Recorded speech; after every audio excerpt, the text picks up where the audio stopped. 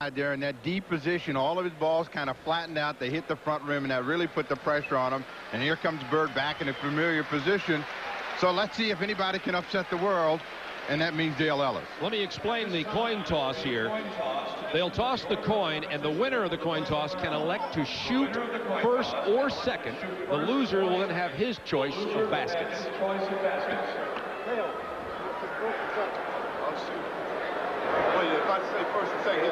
It's like Dale won the toss, Bob, and is deciding what he wants to do. Saying I will receive. Dale Ellis won the toss, and he can choose to go first, and he has said he will go first, and Bird chose the end opposite to the direction they are walking for his shooting. Well, he's been wearing this end out. We'll be back in a moment for the finals. Dale Ellis, we're not going to go away. Dale Ellis is going to shoot right now. 1 minute, 25 balls, a maximum of 30 points. The winner with $12,500. Second place, $7,500. This first rack is probably the most crucial for Ellis. If he can get a good rhythm going, he'll have a chance.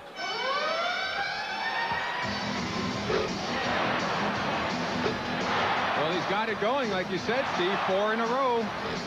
And you know, I might mention here, he may have launched that first ball before the siren sounded, and we'll make sure to see if that in fact is an official point. Ellis is a player that, you know, can feel a little bit of pressure, but he's got some good results in the first 2 racks. Now we have 30 seconds remaining, and Ellis with 9 points, and 11 with the 2-point ball. See if he even gets all the balls up this time. He has yet to do that. Well, this rack has hurt him, Steve. Got a big ball there. Now he's got to really go with some speed and accuracy from the corner. 10 seconds left. 14 points for Ellis.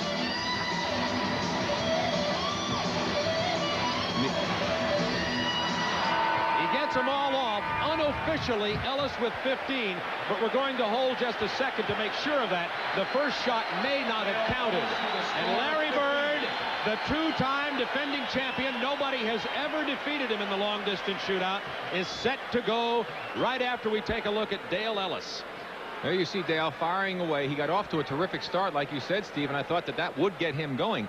However, even though he shot well on the second rack, the third and fourth racks were really his downfall. He was only able to drop that 1 brown ball and 1 2-point shot in on those 2 racks, and that could prove to be very costly going up against the defending champion, Larry Bird. You know how Bird is. He feels that when the money's down, no one is better than himself.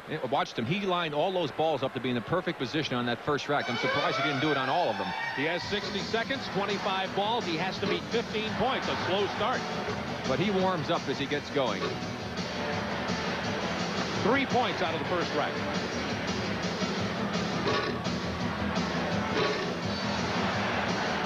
Well, he's all over the place in this rack. Usually he comes back with that big money ball that keeps him close. He's hit both the money balls, both the 2-point balls.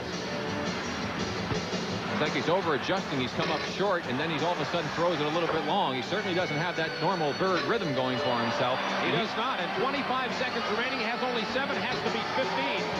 That's 8. Make it 9. And 10. 11 as we're counting. 13. Huge rack that time for Bird.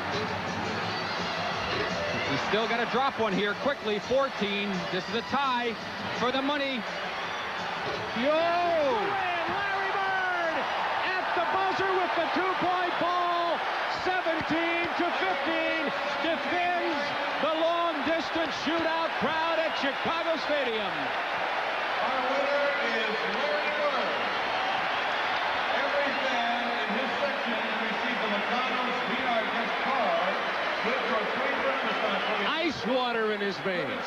The man is really spectacular. He was all over the place, as Steve pointed out, in the first 3 racks, and when it came down to the money time, this is what the man responded to.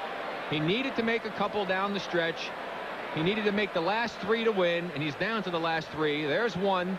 Now he's tied, and now he's the winner 3 times in a row. He knew it when he let it go and was headed for that check in the winner's circle. Bird came through with the big shot. All right, we're going to come back and have the trophy presentation and an interview with Larry Bird, who has won all 3 of the long-distance shootout. They're going to handicap this guy next year. We'll be right back to Chicago Stadium. So there you have the final standings of the 1988 long-distance shootout. Larry Bird, the winner, 17-15. And it was really interesting there at the end. Now, on the floor right now are Mike Chamberlain, Director of Sports Sales for Sheraton, Al Thomas, Senior Vice President Operations West for Sheraton, Tony McKinnon, Vice President Advertising and Marketing Programs, American Airlines, and Adrian DeGroot, President of NBA Properties, presenting the check for $12,500 to Larry Bird, the winner for the 3rd time in a row. And you can see they had a sticker to put on for his name, but they should just written it out to Larry early. The question is, will he share it with the rest of his teammates? As Michael Jordan did in the Slam Dunk Championship, my prediction is no. They say Larry, while not being what you'd call cheap, watches his money.